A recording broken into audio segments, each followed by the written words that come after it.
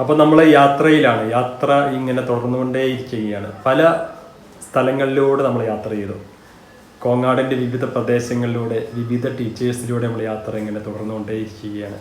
കോങ്ങാടിലെ പൊന്നമ്മ ടീച്ചറായിട്ടും രാജൻ മാഷായിട്ടും ഇതാ ഇപ്പോൾ നിങ്ങൾക്ക് മുൻപിലെത്തുന്നു നമ്മളുടെ പ്രിയങ്കരിയായ, എവിടെയും പ്രിയങ്കരിയായ രജനി ടീച്ചർ.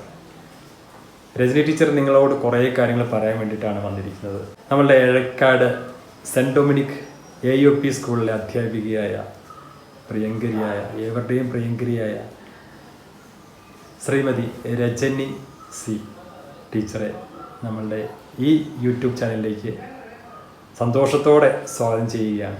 നമസ്കാരം. മധുരമിഠായി എന്ന ഈ ചാനലിലേക്ക് എന്നെയും ഉൾപ്പെടുത്തിയതിൽ വളരെ സന്തോഷമുണ്ട്. ഇത് കണ്ടക്ട് ചെയ്യുന്ന ബിനോയ് സാറിന് സ്നേഹം പങ്കുവയ്ക്കുന്നു. അപ്പോൾ ഈ മധുരമിഠായിയുടെ ഒരു ടൈറ്റിൽ ഗാനമാണ് ഞാൻ ആദ്യം പാടുന്നത്.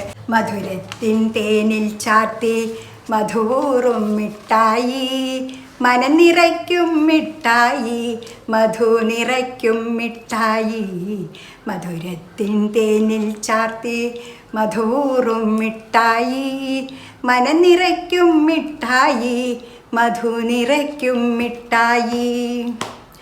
മനസ്സിലുള്ള മോഹങ്ങൾക്കു മധുരം കൂട്ടണ മിഠായി, മധുരമിഠായി, ഹായ് ഹായ് മധുരമിഠായി. ഉള്ളതു ചൊല്ലും മിഠായി, ഉള്ളം കവിയും മിഠായി, വാങ്ങാൻ കിട്ടില്ലേ മിഠായി, വാക്കാൽ ചൊല്ലണ മിഠായി. വാടാതങ്ങനെ തേനൊലിയായി വാരി വിതറണ മിഠായി, മധുരമിഠായി. കുപ്പിയിലല്ലി മിഠായി, കുട്ടയിലല്ലി മിഠായി, കൊച്ചു കിനാക്കളെ തൊട്ടു തലോടണ കൊച്ചു മിഠായി. ഇതു മധുരമിഠായി, മധുരമിഠായി. ഒത്തിരി സന്തോഷമുണ്ട്. മധുരമിഠായിയെ കുറിച്ച് ടീച്ചർ ആദ്യമായിട്ടാണ് കേട്ടോ മധുരമിഠായിയെ കുറിച്ച് ഒരു ടീച്ചർ ഒരു പാട്ടൊക്കെ എഴുതി ഉണ്ടാക്കി കാത്തിരിക്കുന്നത്. ഒത്തിരി സന്തോഷമുണ്ട് ടീച്ചറിന്. ഒത്തിരി സ്നേഹത്തോടെ നന്ദി പറയാണ്. അപ്പം ആദ്യം എൻ്റെ ജനിച്ച നാടിനെ കുറിച്ചൊക്കെ പറയാം. അതെ.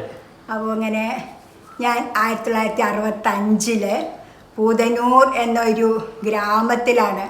തികച്ചും ഒരു ഉൾഗ്രാമമാണ് ആ പ്രദേശം. അവിടെ എൻ്റെ അച്ഛന് സ്കൂളിലെ മാഷായിട്ട് ജോലി കിട്ടിയിട്ടാണ് ഞങ്ങൾ പൂതനൂരിലേക്ക് വന്നത്. പിന്നെ അച്ഛൻ്റെ പേരെന്തായിരുന്നു ടീച്ചറെ? ശരിക്ക് ബാലകൃഷ്ണ മേനോൻ, ബാലൻ മാഷ എന്നാ വിളിക്കുക. പിന്നെ എൻ്റെ ഏട്ടന്മാർക്കൊക്കെ വിക്ടോറിയയിൽ പഠിക്കാൻ വേണ്ടിയിട്ട് പാലക്കാട്ടേക്ക്, അതും കൂടി വിചാരിച്ചാണ് പാലക്കാട്ടേക്ക് വന്നത്. അപ്പം അങ്ങനെ ഞാൻ പൂതനൂർ സ്കൂളിൽ പഠിച്ചു. പിന്നെ ലേബർ സ്കൂളിൽ, മുണ്ടൂർ ഹൈസ്കൂളിൽ, പിന്നെ വിക്ടോറിയ കോളേജിൽ, പിന്നെ ട്രെയിനിങ് ആലപ്പുഴ ജില്ലയിലായിരുന്നു. ആ ട്രെയിനിങ് കഴിഞ്ഞ് വന്ന് ഇരിക്കാൻ പോലും സമയം ഉണ്ടായില്ല. അപ്പം തന്നെ എടക്കാട് AUP സ്കൂളിൽ ജോലിയിൽ പ്രവേശിച്ചു. ടീച്ചറുടെ അച്ഛനെ കുറിച്ചുള്ള ഓർമ്മകളും അമ്മയെ കുറിച്ചുള്ള ഓർമ്മകളും അതേപോലെ ടീച്ചറുടെ സഹോദരങ്ങൾ അല്ലേ, അവരെ കുറിച്ചുള്ള ഓർമ്മകളൊക്കെ ഒന്ന് പങ്കുവയ്ക്കാമോ? അപ്പോൾ ഞങ്ങള് 8 മക്കളായതുകൊണ്ട് ഞാൻ ഒടുക്കത്തെ മകളായിരുന്നു. പുന്നാര മകളാണ്. അച്ഛൻ റിട്ടയർഡായി ഒരു കുറച്ച് കഴിഞ്ഞപ്പോൾ മരിച്ചു. അപ്പൊ എനിക്ക് 4 വയസ്സായിരുന്നു. 4 വയസ്സായപ്പോഴത്തെ അച്ഛൻ മരിച്ചു. എന്നാലും അച്ഛൻ്റെ കൈ പിടിച്ച് അച്ഛൻ ആ സ്കൂളിലായിരുന്നല്ലോ, പൂതനൂർ സ്കൂളിൽ. ഞാനും എൻ്റെ നേരെ മൂത്തേട്ടൻ രഘുപ്രകാശൻ, ഞങ്ങൾ രണ്ടാളെ അച്ഛങ്ങനെ കൈപിടിച്ച് കൊണ്ടുപോയതൊക്കെ എനിക്ക് നല്ല ഓർമ്മയുണ്ട്. പിന്നെ ബാഗ്, നല്ല ഭംഗിയുള്ള ബാഗൊക്കെ വാങ്ങി തന്നിരുന്നു ആ സമയത്ത്. ചെറിയ ഓർമ്മകളൊക്കെ ഉണ്ടായിരുന്നു. ടീച്ചർ പഠിച്ചത് ആശാൻ കളരി, അതിൽ നഴ്സറി ഇല്ല, ആ പൂതനൂർ സ്കൂളിൽ 3 വരെ പഠിച്ചു. 3 വരെ അങ്ങനെ പഠിച്ചു. അമ്മയൊക്കെ വീട്ടമ്മയായിരുന്നു. അമ്മയുടെ പേര് കുഞ്ഞിക്കാവമ്മ. അപ്പൊ 8 പേരായിരുന്നു അല്ലേ? അവരൊക്കെ അങ്ങനെ, മൂത്തേട്ടൻ പോത്തന്നൂർ റെയിൽവേയിലാണ് ജോലി. അവരൊക്കെ ഫാമിലി ആയിട്ട് എല്ലാവരും പിന്നെ എംപ്ലോയീസാണ്. എഴുത്തിയമ്മമാരൊക്കെ എൻ്റെ ഏട്ടന്മാർ, അവരൊക്കെ ഗവൺമെൻറ് സർവീസിൽ. രണ്ടാമത്തേട്ടൻ എല്ലാവരെയും പേര് രാ വെച്ചിട്ടാണ്. രാ തൊട്ട് രാവരെ എന്ന് പറഞ്ഞ അങ്ങനെ അത് വെച്ചാൽ കവിതയുണ്ടോ ടീച്ചറെ? അത് വെച്ച് ഞാൻ എഴുതിയിട്ടില്ല അല്ലേ? പക്ഷെ അത് എഴുതേണ്ടതല്ലേ? ടീച്ചർ നല്ല കവിത എഴുത്തുകാരി ആയതുകൊണ്ട് രാവിലെ മാത്രം എഴുതിയിട്ടില്ല. എന്നാലും അടുത്തത് അങ്ങനെ വെച്ച് എഴുതണം കേട്ടോ. അങ്ങനെ പിന്നെ അച്ഛൻ വെച്ച മൂത്ത ഏട്ടൻ രാധാകൃഷ്ണൻ റെയിൽവേയിലായിരുന്നു, ട്രെയിൻ ഗാർഡായിരുന്നു. ഏട്ടൻ ഉത്തരവാദിത്തം ഏറ്റെടുത്ത് ഞങ്ങളൊക്കെ പഠിപ്പിച്ചു. എന്നെ ട്രെയിനിങ്ങിന് വിട്ടതും പഠിപ്പിച്ച് ജോലിയാക്കിയതൊക്കെ മൂത്ത ഏട്ടനായിരുന്നു. പിന്നെ അങ്ങനെ ഓരോ ഏട്ടന്മാരും ഓരോ സമയം അവർക്ക് കലാവാസന ഉണ്ടായിരുന്നു. അവരിങ്ങനെ വെറുതെ ഇരിക്കുമ്പോഴും പിന്നെ ചൂളടിച്ച് പാട്ട് പാടുകയൊക്കെ ചെയ്യും വിസിലടിച്ചിട്ട്. ഈ ടീച്ചറിന്റെ ഈ കല കിട്ടിയത് എവിടെ നിന്നാണ്? കല വെച്ചാ എന്റെ വീട്ടില് പണ്ടേ നിറയെ പുസ്തകങ്ങളൊക്കെ ഉണ്ടായിരുന്നു. അച്ഛൻ മാത്രല്ല ഏട്ടന്മാരെ അവര് MA ഒക്കെ പഠിച്ച് പോസ്റ്റ് ഗ്രാജുവേഷനൊക്കെ പഠിക്കുന്ന സമയത്ത് അവർക്ക് വേണ്ടി കുറേ പുസ്തകങ്ങളും മറ്റേതില്ലേ സോവിയറ്റ് ലാൻഡ് പുസ്തകം ഇതൊക്കെ വാങ്ങി വെച്ചിരുന്നു. അപ്പൊ ഞങ്ങളും പേപ്പറുകാരൻ വരുമ്പോ കോണിച്ചോട്ടിലോ പേപ്പർ ഇടുക. അപ്പൊ ഞങ്ങൾ പേപ്പർ ഇടാൻ ആദ്യം ആരോ പേപ്പർ എടുക്കുക പറഞ്ഞിട്ട് ഓടിപ്പോയിട്ട് മാതൃഭൂമി. പിന്നെ അമ്മയൊക്കെ നല്ലോണം നോവൽ വായിക്കും വെറുതെ ഇരിക്കുന്ന സമയത്ത്. അമ്മ ESLC അവിടെ പണ്ട് കാലത്ത് മാനേജ്മെന്റ് സ്കൂൾ ഉണ്ടായിരുന്നു. അച്ഛൻ ഒരു സ്കൂൾ ഉണ്ടാക്കിയിരുന്നു. അത് അമ്മാവന്മാരെ ഏൽപ്പിച്ച അച്ഛൻ ആർമിയിൽ പോയി ചേർന്നു. അപ്പൊ അച്ഛന്റെ സ്കൂളിന്റെ പേരെന്തായിരുന്നു? അത് തിരൂരായിരുന്നു. തിരൂരിൽ നിന്നാണ് ആദ്യം. പിന്നെ ആർമിയിൽ പോയി ചേർന്നു. അത് കഴിഞ്ഞ് പിന്നെയാണ് ഇവിടെ മാഷായിട്ട് വന്നത്. അപ്പൊ ആ സ്കൂളൊക്കെ ബന്ധുക്കാരെയൊക്കെ ഏൽപ്പിച്ചിട്ട് ഇങ്ങോട്ട് പോന്നു. അപ്പൊ എന്തായിരുന്നു അവിടെ അന്ന് ESLC മതിയല്ലോ. അമ്മ അവിടെ ടീച്ചറായി ജോലി ചെയ്തിട്ടുണ്ടായിരുന്നു. അന്ന് ഇത്രയും ഇതൊന്നും TTC ഒന്നും. അപ്പൊ അച്ഛനെ കുറിച്ചുള്ള ഓർമ്മകള് ഇങ്ങനെയാണ്. ബാഗും കൊടകളും കുട്ടിക്കാലവും അത് വലിയ ഓർമ്മകളാണ്. പക്ഷെ അത് നമ്മളുടെ ജീവിതത്തില് ഏറ്റവും നല്ല ഓർമ്മകളായിരിക്കും അല്ലെ? മധുരമുള്ള ഓർമ്മകളായിരിക്കും. അതാണ് എന്നും ഞാൻ ഇപ്പോഴും പറയും ഓർമ്മകൾ. ബാഗ് എനിക്ക് എൻ്റെ ഏട്ടൻ്റെ ഒരേപോലത്തെ ബാഗ്. പിന്നെ അച്ഛൻ്റെ കൈ പിടിച്ച് ഞങ്ങൾ സ്കൂളിൽ പോയതും 3-4 വയസ്സാകുമ്പോഴും അന്ന് സ്കൂളിലേക്ക് കൊണ്ടുപോകുമല്ലോ.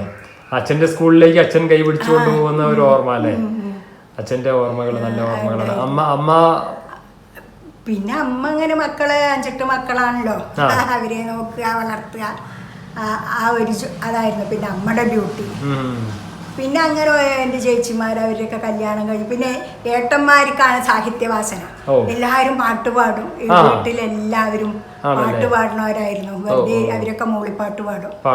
പിന്നെ അന്ന് പാട്ട് പഠിക്കാനുള്ള സാഹചര്യം ഇത്രമാത്രം ഇല്ലാത്തതുകൊണ്ട് എന്നെ എന്നിട്ടും മുണ്ടൂർ ഹൈസ്കൂളിലെ മുരളി മാസ്റ്റർ അടുത്ത് ഞാൻ പാട്ട് പഠിക്കാൻ പോയി കുറച്ചു കാലം. അങ്ങനെ എന്തുണ്ടായോ ഞങ്ങളിങ്ങനെ. പിന്നെ ഞാൻ ടീച്ചറായപ്പോൾ എൻ്റെ സർഗവാസന എനിക്ക് പുറത്തെടുക്കാൻ പറ്റിയ ഒരു ഫീൽഡാണല്ലോ ടീച്ചർ ജോലി. പിന്നെ കഥ എഴുതാൻ തുടങ്ങിയതിനെ പറ്റി പറയാം. എഴുതാൻ തുടങ്ങിയത് എങ്ങനെയാ വെച്ചാൽ വായനശാലയിലെ ശാന്തിസേന വായനശാല, അവിടെ പ്രതിമാസ അറിവരങ്ങ പരിപാടി. അതിലെല്ലാ മാസവും ഓരോരുത്തർ വന്നിട്ട് കഥ അവതരിപ്പിക്കും. അപ്പോൾ കഥ അവതരിപ്പിക്കും. കോങ്ങാടുള്ള നമ്മുടെ രവിചന്ദ്രൻ മാഷ്, ആ മാഷ് ഒരു പ്രാവശ്യം വന്നിട്ട് പിന്നെ ഇങ്ങനെ പ്രിയ ASൻ്റെ ഒരു കഥ അവതരിപ്പിച്ചു. പ്രിയ ASൻ്റെ. അപ്പം ഞാൻ വിചാരിച്ചു എനിക്ക് സ്വന്തമായിട്ട് ഒരു കഥ അവതരിപ്പിച്ച എന്താ. അങ്ങനെയാണ് ടീച്ചർ അങ്ങനെ സ്വന്തമായിട്ട് കഥകൾ എഴുതി. അപ്പൊ സപ്പോർട്ടൊക്കെ എന്റെ മക്കളാണ്. അവരാണ് എല്ലാം പ്രസ് കൊണ്ടോ കൊടുക്കണോ, പുസ്തകമാക്കണോ, പുസ്തകമാക്കി. ആദ്യത്തെ പുസ്തകത്തിന്റെ പേര് പെയ്തൊഴിയാതെ. അങ്ങനെ പുസ്തകം ഉണ്ടാക്കി. പിന്നെ ഒരു പുസ്തകം കൂടി എഴുതി, സ്പർശം. ഇതൊക്കെ ചെറിയ നമ്മുടെ ഈ ഗ്രാമപ്രദേശമായിട്ട്. ടീച്ചറിന്റെ ഗ്രാമപ്രദേശവുമായിട്ട് കൂടുതൽ ബന്ധപ്പെട്ട് കിടക്കുന്ന കാരണമാണ് കഥകൾ എഴുതാൻ കഴിയുന്നത്. അങ്ങനെ ഇവിടെ എന്നല്ല, ജനിച്ചു വളർന്ന എൻ്റെ പൂതന്നൂർ ഗ്രാമവും അതൊക്കെ തന്നെയായിരുന്നു എൻ്റെ കഥകളിൽ ഞാൻ ഇങ്ങനെ എഴുതി ചേർത്തിരുന്നത്. അങ്ങനെയാണ് ഞാൻ കഥയൊക്കെ എഴുതിയതും സാഹിത്യത്തിലേക്ക് ഇങ്ങനെ കടന്നു വന്നതും. വായനശാലയുടെ അറിവരങ്ങ പരിപാടി കൂടെയാണ് ഈ എഴുത്തിലേക്ക് കടന്നത്. വായനശാല ശാന്തിസേന, എഴക്കാട് ശാന്തിസേന. നല്ല നല്ല ആക്റ്റീവായിട്ട് ഇപ്പോൾ ടീച്ചർ അതിന്റെ എന്താണ് ഞാനേ മെമ്പർ മാത്രമേ ഉള്ളൂ. മെമ്പറാണ് അല്ലേ? അപ്പൊ അത് വലിയൊരു നമുക്ക് അല്ലെ ഒരു ഗ്രാമപ്രദേശങ്ങൾക്കായാലും പട്ടണത്തിലായാലും ഒരു വലിയൊരു ഒരു കേന്ദ്രമാണ്, ഒത്തുകൂടുന്ന കേന്ദ്രമാണ്. അവിടെ നമ്മുടെ രാജൻ മാഷും എല്ലാവരും ഒക്കെ ഒത്തുചേരുന്ന കേന്ദ്രമാണ്.